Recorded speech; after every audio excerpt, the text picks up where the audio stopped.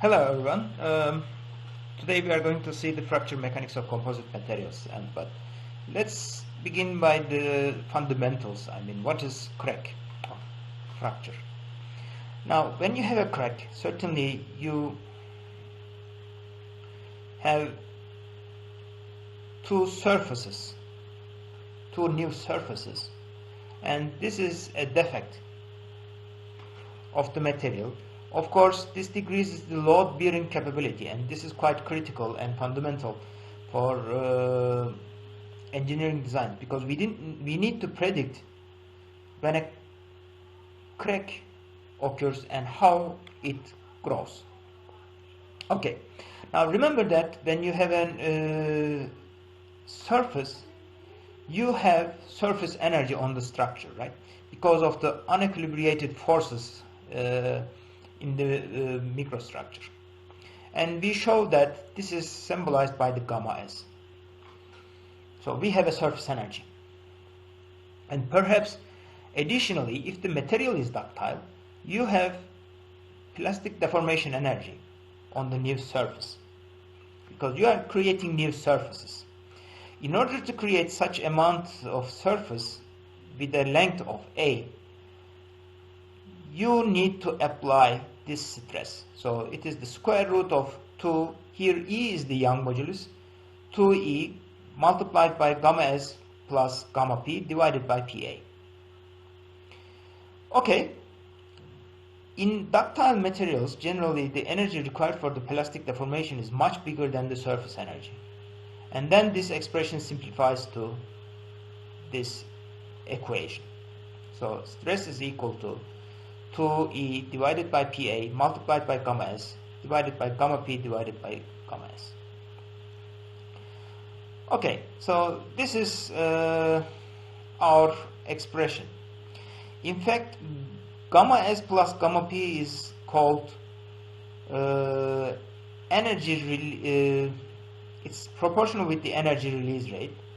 So energy release rate is defined as 2 multiplied by gamma S plus gamma P.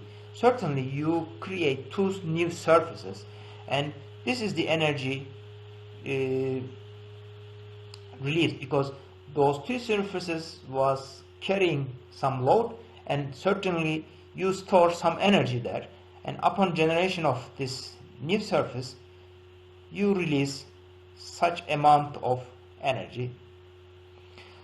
Now, how we quantify it? In fact, what we do is we do experiments in order to quantify the energy release rate.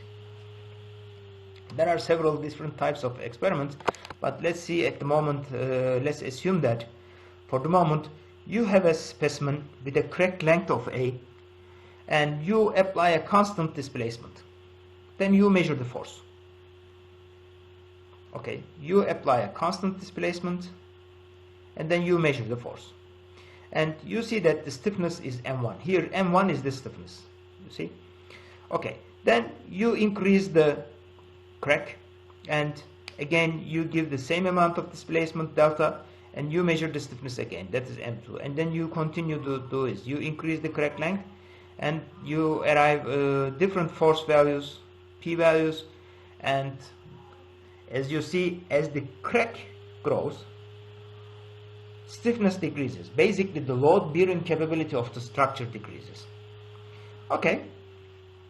Now, when you have apply a displacement of delta, which basically equivalent to the applying force amount of P, this is the energy that you stored in the structure. So it is V 1 over 2 P delta. This is the area under the curve. Okay, so this curve. This is our strain energy. Or by means of stiffness, it is 1 over 2 P squared divided by M1. Fine.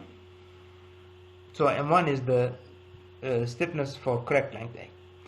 Now, energy release rate is change of internal energy with the change in crack length. So internal energy is equal to the stored strain energy in this case, if the system is isothermal. Therefore, I can easily write that P d delta dA.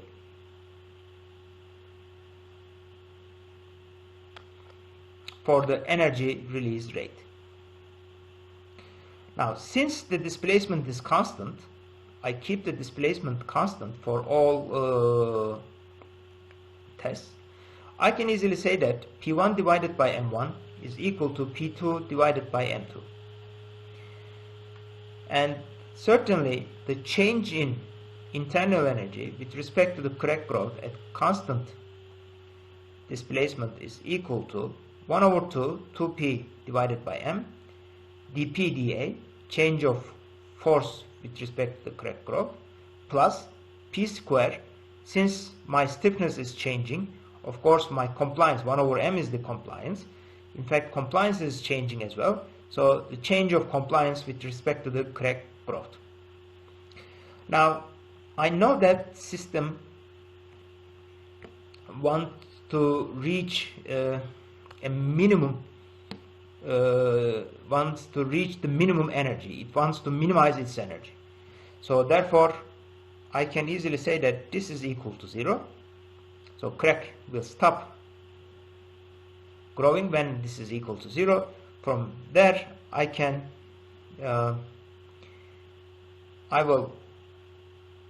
get this expression. So P will get out of this parenthesis, and the other terms inside the parenthesis has to be equal to 0. 1 over m dP dA plus P d 1 over m dA has to be equal to 0. This basically means that 1 over m dP dA is equal to minus P d 1 over m dA. If I substitute this into this equation, then this is what I'm going to get. So du dA at constant displacement is equal to minus 1 over 2 p squared d 1 over m dA. If I do the same analysis for constant force, so basically I keep the force constant and then I look at the change in the energy of the system, I will arrive this expression. So minus 1 over 2 p squared d1 over dm is equal to dA, or for the constant force case, it is 1 over 2 p squared d1 over m dA is the energy release rate. From here, I can easily say that the energy release rate is the maximum of these two.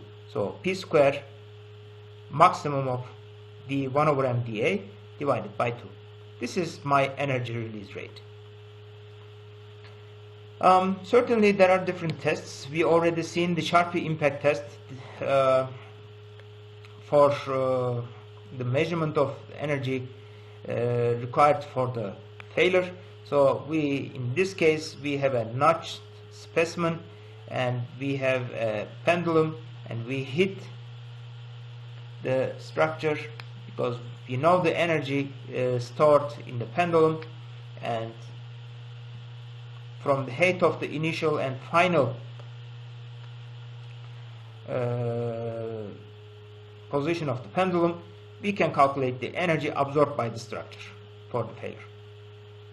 This is one way. Of course, temperature plays a critical role in failure, especially in metallic materials. So as the temperature increases, we know that the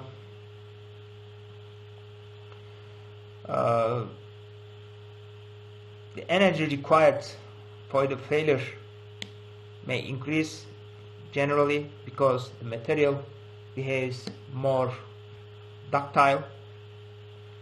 As is seen here, we see some energy required for the failure for different materials, for steel, titanium and aluminum. Okay, so we have seen the energy release rate, but let's classify the cracks in order to make a stress analysis. We have in the first figure we see the opening mode. Actually, this is the tensile mode. So basically at the crack tip you have the tensile stress. and this is called mode 1 in the fracture mechanics terminology. Mode 2 is the shear mode. Basically, as you see, the crack tip is subjected to a shear stress, and it grows because of the shear. And mode 3 is the tearing mode. Certainly you try to again you have a shear, but certainly you apply a torsion at the crack tip. You see, you create a moment there by pulling each side apart on the lateral directions. Okay, but in fact, in many cases, the crack is not aligned with the loading direction. It may have some oblique angle with the loading direction. Therefore, for many problems, the stress at the crack tip is mixed mode. So the mixture of different modes. It can be both mode 1 and mode 2. It can be mode 1, mode 2, and mode 3 at the same time. So depending on the loading conditions. In fact, then we can calculate the Ki, K2. Ki and K2 are the stress intensity factors. We are going to see them in the forthcoming slides. So basically the stress intensity factor is, for the mode 1, is equal to sigma sine square beta Pa. So when beta is equal to 90 degrees, this becomes 1, and this is sigma square root Pa. And K2 is equal to sigma beta cosine beta Pa. So it is the case when you have a 45 degrees, right? When it's 90 or when it is 0, you don't see any mode 2 failure. Okay. Now stress changes with the distance from the crack tip. So just think that you have a very small cube and you put your origin at the crack tip. The x coordinate in the horizontal direction and y coordinate as the vertical direction, and then z is towards us. So just you impose the polar coordinates also to the crack tip. In this case, the stress in the y direction can be calculated as from the theoretical analysis, assuming that the structure is linear elastic, K divided by 2PR. Here K is the stress intensity factor, and as you see, when R is equal to 0, sigma y is infinite. So we have a singularity at the crack tip. This is sigma y, sigma x, and tau xy, in fact. And it is function of the angle as well. So stress intensity factor is another measure of severity of the stress for our problems. In case of a plane stress, the stress in the z direction is 0. So what is plane stress? Just to remind you, when you have a very infinitely thin structure. In fact, the other case is plane strain case. So when you have a very thick specimen, so infinitely large specimen.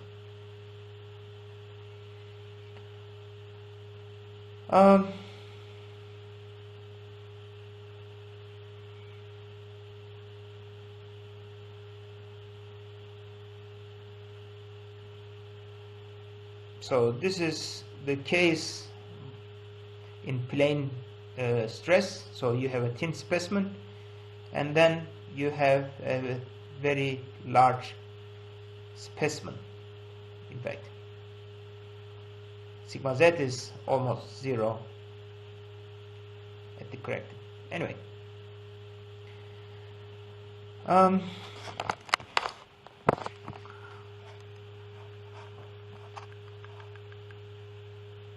okay, so here we have two different specimens. One is the centered crack specimen. Here the crack length is 2a. Now the stress intensity factor for this case is y multiplied by sigma square root of a. Y is equal to square root of x, and we have H cracked specimen. Then the stress intensity factor is again y sigma square root of a, and y is equal to 1.1 square root of p. So basically different crack length to width ratios and the factors of y for different for center cracked and edge cracked specimen. In fact, this is what we see, and certainly we see that as the crack length increases, the factor y increases, which means that the stress intensity factor increases. So we have much more stress becomes much more critical for the failure of the structure. In case of a cylindrical specimen, okay, we have a notched structure which is subjected to a tensile force. Again, the stress intensity factor is equal to function of applied force and the outer diameter divided by y. So y is in this case linearly changing within a certain region. So when d is much larger than the small d. So these are the types of experiments that you can find. So basically what you do is you make some experiments and you calculate the factor y for different geometries. The other experiment that you can do in order to determine the stress intensity factor is 3-point bending test. Then for different crack lengths you have the y factor. Again, you have the edged crack specimen under tensile force. These are the factors of y for the stress intensity. Here stress intensity factor is PA square root of A divided by TW. Here T is the thickness of the specimen, in fact W is the width. So as you see, as the crack grows, the factor y increases exponentially, which means that the stress intensity factor is critical. Okay, certainly the distance to the load applied, distance to the point where load is applied also critical. They made some experiments, and for different experiments different y factors are measured.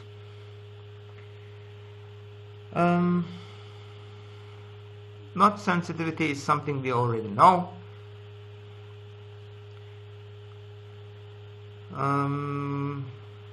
Okay.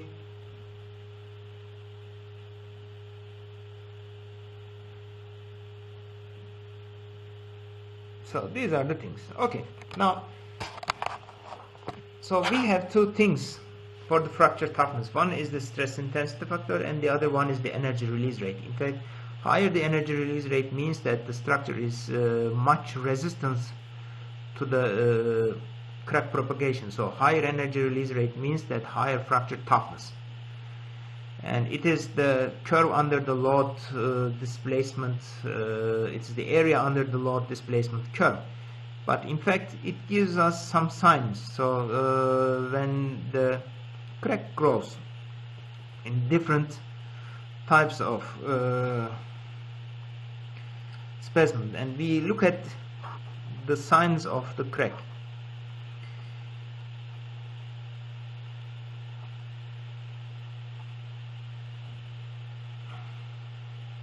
Okay, so here we have the pre-crack on the specimen, and upon application of the load the surface, the cracked surface grows. Here the white arrow shows the initial point of the crack, and these are the black arrows shows the direction of the crack growth in this specimen. This is called basically fructography. So what you do is, in fructography, you analyze the surface and you try to estimate how the crack grows. Here we see the bone of a human. In fact, we know that osteoporosis, so basically bone loss, is one of the important severe problems, which is directly related with the age and hormones. And you see, as the age increases, the bones can fail much easily. So these are where we apply these principles. Okay, now we are designing things, right? We want to design some composite structures, and what shall be the criteria for this? Now, we may have a crack. Remember that during the manufacturing process we have bubbles, so these are pre-cracks already seen inside the structure, and therefore we need some criteria. Now, stress intensity factor is our criteria. Basically, we have the design stress, we know the load in many cases, and in fact, since we can choose our manufacturing methodology, more or less we know the size of the cracks in many cases, or we can measure it if it's large enough with the NDT, non-destructive testing methods. Basically, this gives us some estimate for the fracture toughness K.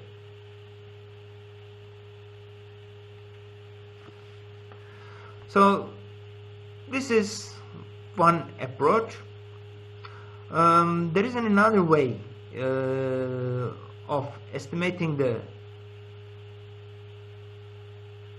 fracture toughness, or stress intensity factor, or energy release rate. So if you know the geometry of the crack, certainly you can estimate the energy release rate from here. So here V is the profile of the crack tip, alpha is the length of the crack from the crack tip opening, and then you integrate it. Sigma y is the stress in the y direction which opens the crack, and then you can easily estimate the energy release rate from here. Sigma y multiplied by Vx. Vx is the displacement, certainly, because when the crack not formed, it is at the center, so this is the displacement that a point on the axis makes. We multiply it with 2 because you generate 2 surfaces, and you divide it by alpha because you make an averaging. From here, sigma y can be calculated by as k divided by 2 pi x. Okay, and then the energy can be estimated as 2k divided by e square root of 2 alpha minus x p. Finally, you arrive at this expression after some algebra.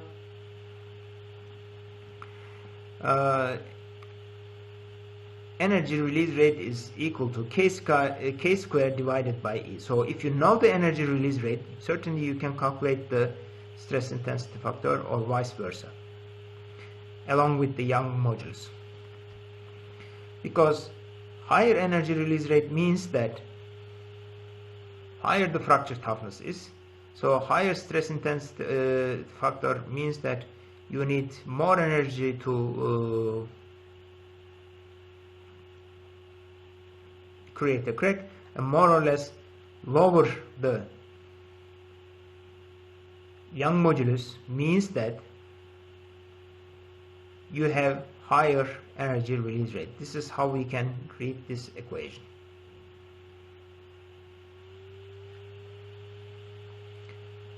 Okay, so another approach is the resistance curve. So you measure the energy release rate for different crack lengths, and then you look at the point where it goes to the zero, you draw a tangent line, and then from the origin to this resistance curve, and then that point is the critical energy release rate. If you have that is your critical point, because below this point the crack will not propagate.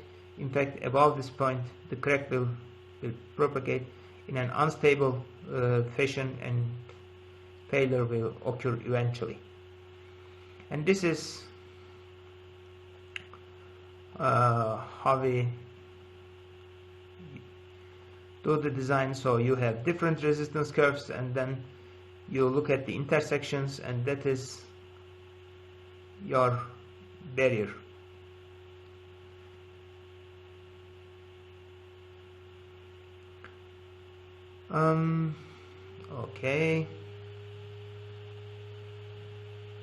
Okay. The other approach in the quantification of the fracture toughness is the J integral. Now, just think that you have a crack tip, so a sharp crack tip, for example. What you do is you close the curve around the crack tip. Let's say that this curve is C.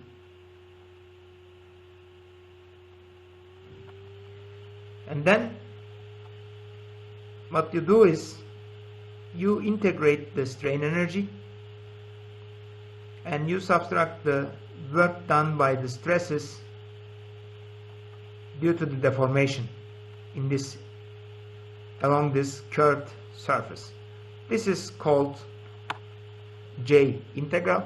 In fact, it is shown that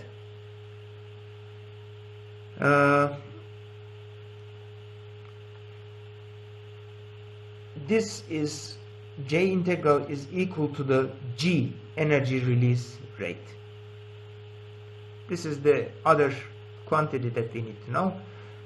Remember that we have two different cases. One is the constant displacement case. So what happens when you apply a constant displacement case is like this. So you have the load displacement curve, and certainly the area under the curve gives you the energy, and upon the crack growth certainly you release some energy. So this is the area. So if you do the integration from 0 to P, the delta dA, change of displacement with respect to A, the crack growth at constant load, then you can do the same analysis for the constant displacement, and you find that J is equal to G, that is equal to K squared divided by E prime. E prime is equal to E Young modulus in case of a plane stress, and that's equal to E prime is equal to E divided by 1 minus nu square. Here nu is the Poisson's ratio. So basically the energy release upon crack growth has to be constant. So basically what happens is you apply a constant displacement, and then the crack grows, load bearing capability of the structure decreases, such amount of energy is released in the first case. In the second case you apply a load, and you keep the load constant, crack grows, but certainly the displacement will increase in that case, and therefore it is equal to this area. So then these two areas has to be equal, in fact, because this amount of energy is released. Okay.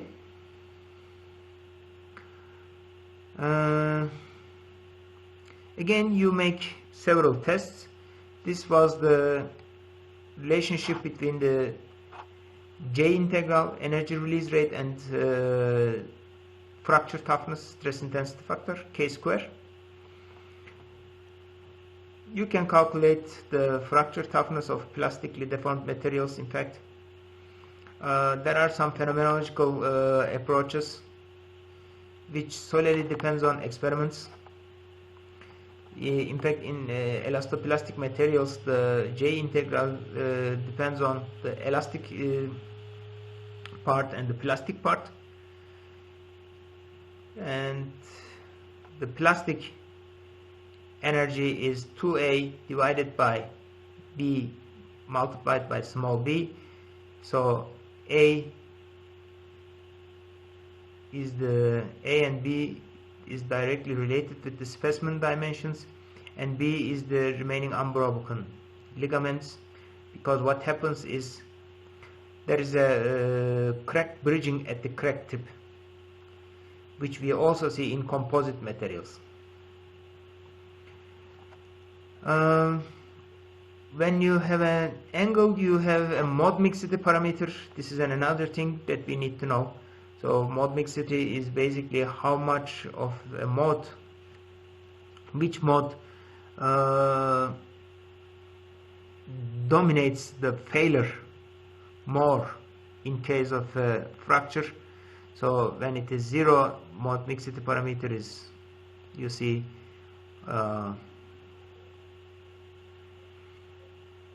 very small, it makes minimum. Somewhere here, when you have a mixed mode failure at around 20 degrees. Okay, now what is critical for us is adhesion, because we generally create bonds, and in fact in this case more or less the failure of the adhesive joint is almost identical to the crack propagation. Here we see the edged crack specimen with a thickness of H and with a width of B. The crack length has A. This is called double cantilever beam testing specimen. So in this case you have the mode 2 at the crack tip. No, okay, doesn't matter. In this case, this is your energy release rate, which is calculated. It is 9p square multiplied by the a square divided by 16b square h cube, Young modulus of the specimen, ES. Okay, so this is what the energy required in order to grow the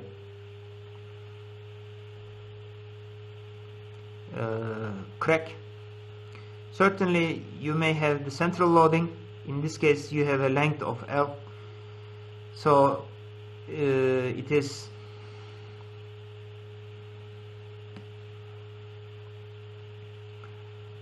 in this case this is the critical energy release rate. Furthermore, we may have different configurations, and for different configurations the energy required for the failure differs as well for the same crack length.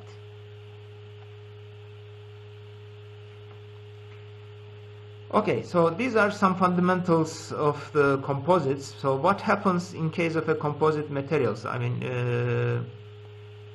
generally we may have different types of bonding. In the first case you see the fiber failure. So on the left hand side you see that the fibers are failed first. Now in the second picture we see that there is a debonding between the fiber and the matrix.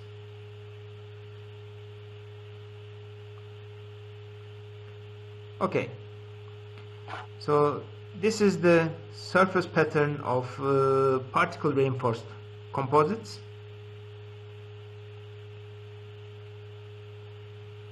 So you see that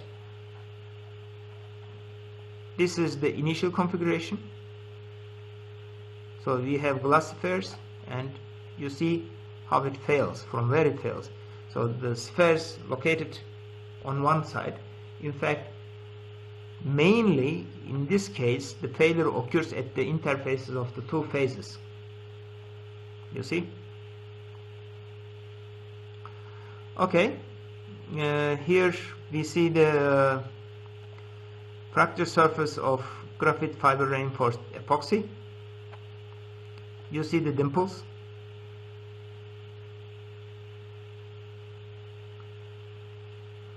Oh, sorry, hackles, not dimples. So you pull the material up. The material is pulled up.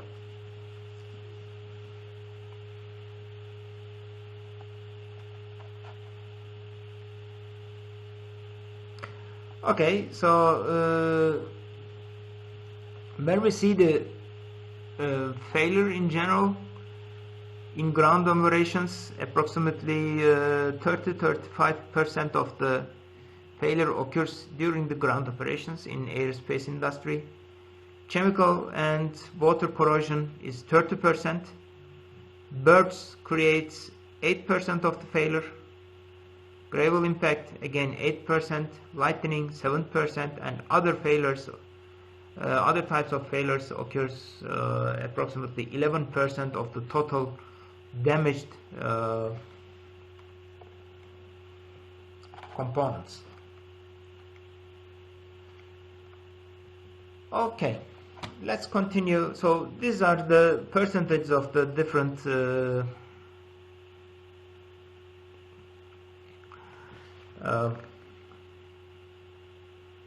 failure types. So what happens in composite materials? In fact, remember that when you manufacture, especially chopped fibers, for example, you have a flow in the mold, right? You have the upper mold and you have the lower mold, and you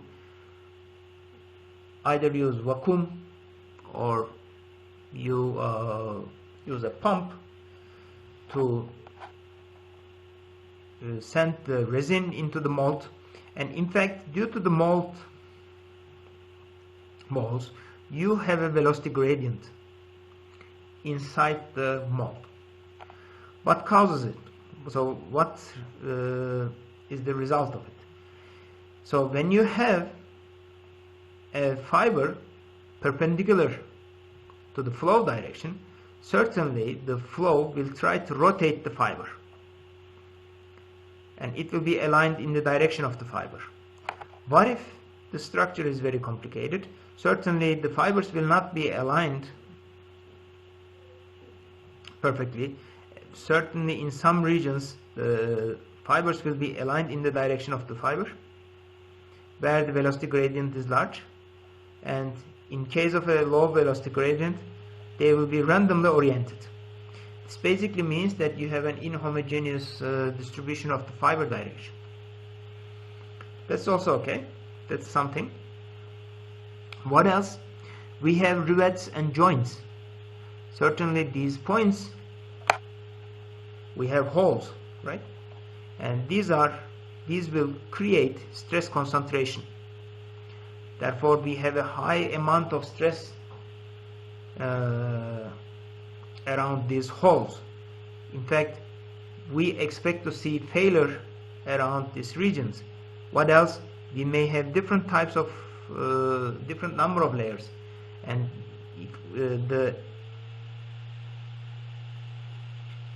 these edges certainly are weak points, and of course these points are the other maybe the other maybe the sources of failure as well. In fact, you use bolts and rivets. This causes some pretension, and this is also a problem. These types of joints are also the areas which are problematic. Okay, so how it happens? Now, certainly the edges are the weakest points, and in fact when you apply a load, we first see a fiber matrix debonding at the crack, at the fiber ends. This is the first points, first regions where we see the failure. In fact, there may be voids because of the improper wetting of the fiber. Just imagine that you have a very small diameter. We are talking about 100 microns of diameter when we are talking about the fiber, and certainly it's highly probable that you may have micro voids, micro cracks at the fiber ends, and as a result you will have a stress concentration in these regions, and it's highly probable that the crack will initiate in these regions first. Then as you continue to increase the load, as the crack grows, load bearing capability will decrease, and in fact you will see a plasticized zone because of the increased stresses in these regions. So you will see a plastic deformation, which means that you have a permanent deformation, and then certainly you will have small cracks, and then you will have the complete failure by means of matrix fiber debonding in general, if the load applied is not that fast. If you apply the load fastly, so it's highly probable that you have the fibers will fail because they will not be able to sustain they will not be able to carry the load applied.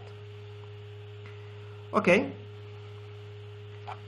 so what else you can see? I mean, other types of the failure. So you may have some crack due to some reason. I mean, it can be some external damage, maybe something hit to the surface of the fiber, your composite material, and then you have a crack. And certainly this type of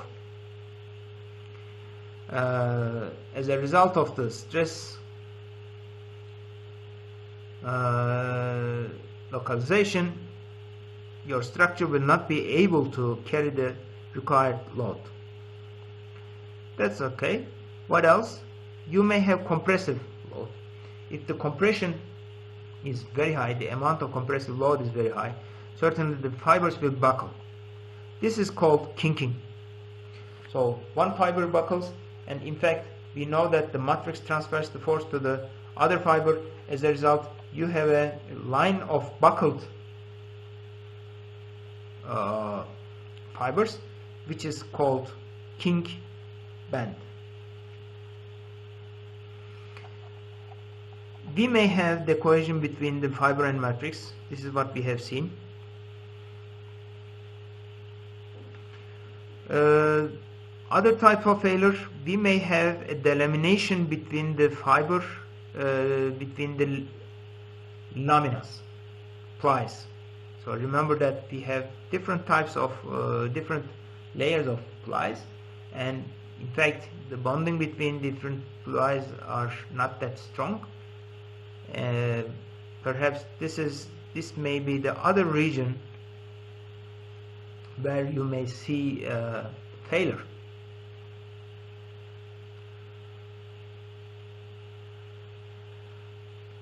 Okay, so these are the types of failures that we can see in composite materials. So let's look at the failure criteria.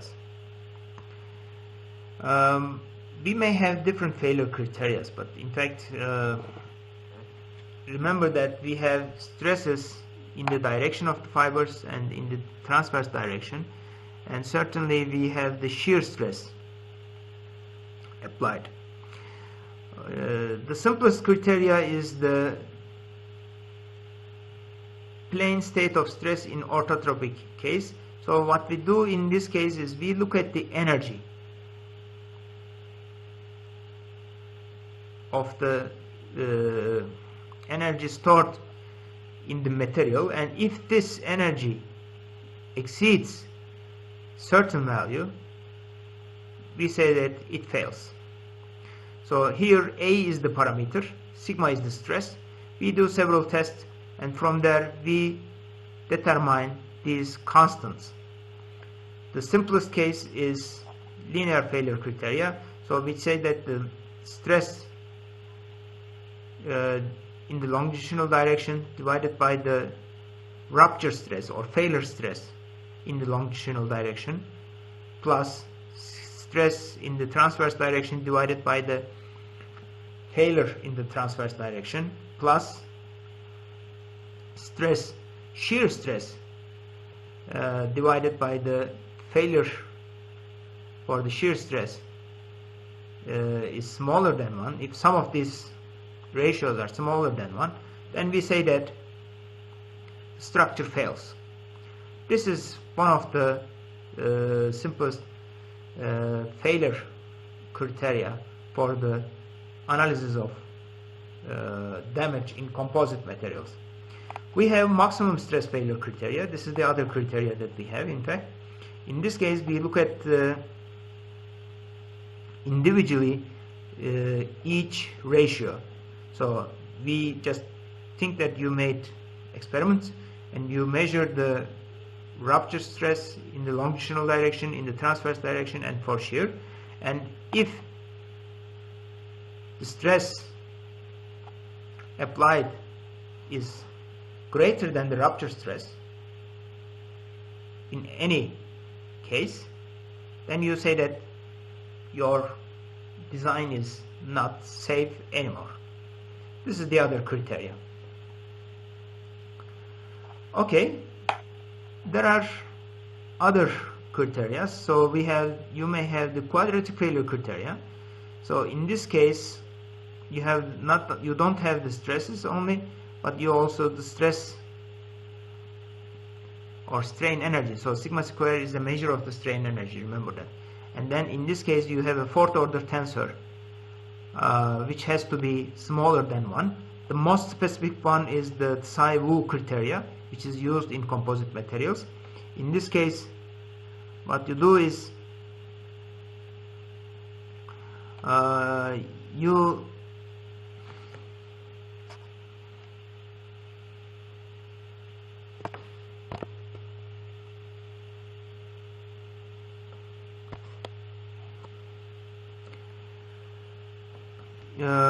you check the difference. So you assume that the rupture for the tensile and the compressive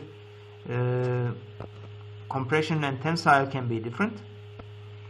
Therefore you use this expression.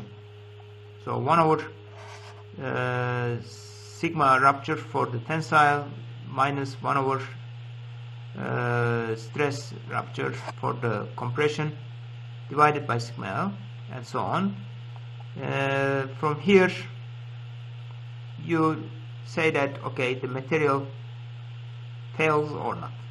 You check this criteria, and this criteria, this expression must be smaller than 1. In fact, you can only consider the quadratic cases. Then it is a little bit simple, because you say that your stress is smaller than alpha square. Alpha is some value, and in fact you can easily impose the safety factor K in this case for this model in your simulation.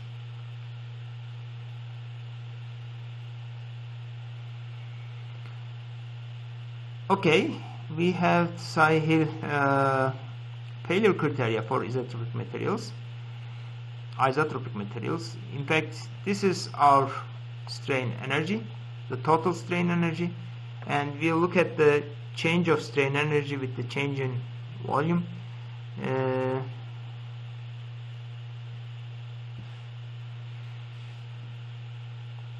Then you can write the strain by means of stresses here. So these are the principal stresses, in fact. And then you check whether the strain value is within the limits of allowable conditions, allowable values.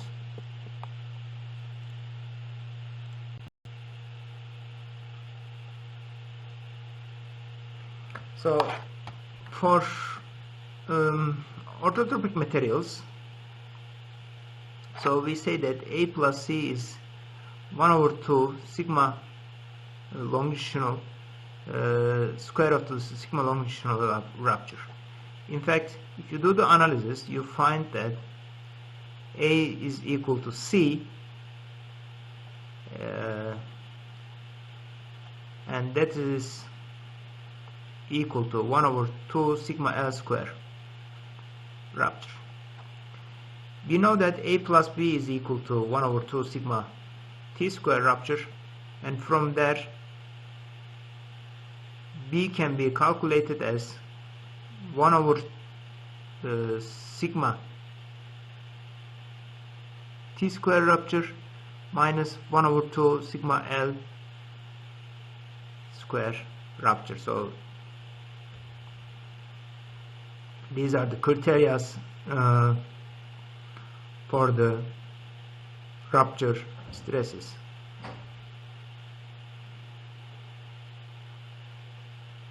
Okay, and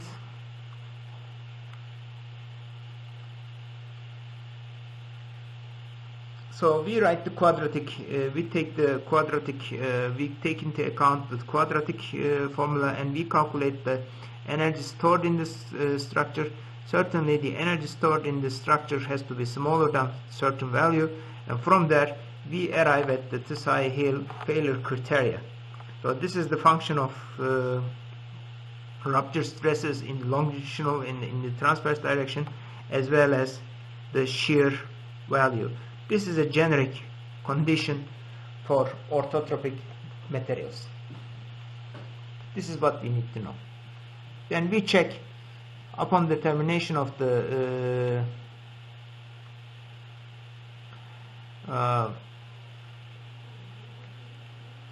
stresses at a point. We check whether this condition is satisfied or not. If it is smaller than 1, it's okay. If it is bigger than 1, this basically means that we have a failure at that point. Okay, in case of an in-plane loading, we don't have any stresses in the through thickness, then the condition simplifies for the thin structures. So this is sigma L square divided by sigma L square rupture plus sigma transverse square divided by sigma transverse square rupture minus sigma L sigma T divided by sigma L square rupture plus shear stress divided by the rupture square of the shear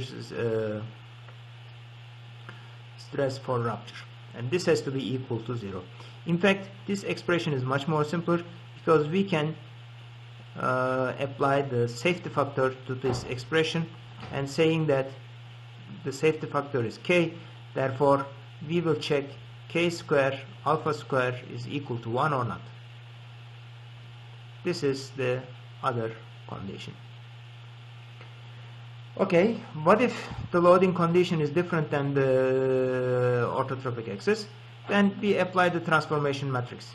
So remember that this is our transformation matrix, and we multiply the space of the stress with the transformation matrix, and we arrive at the stresses in the longitudinal and the transverse direction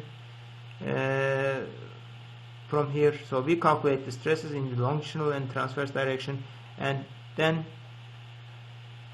we check whether this condition is satisfied or not. you arrive at this condition for the stresses. Indeed, it has to be smaller than 1. This basically means that the stress for the failure in the x direction has to be equal to this value. Okay, what else? We may have shear loading. In fact, in this case, again, we do the same thing. So the normal stresses will be 0. We will apply the transformation matrix to this one, and then from here we can calculate the longitudinal transverse and shear stresses as well. This is what we are going to get, and if we put the values into the psi here condition for the failure, this is what we are going to get. TOXY rupture is equal to 1/2 square root of the function of the failure stresses.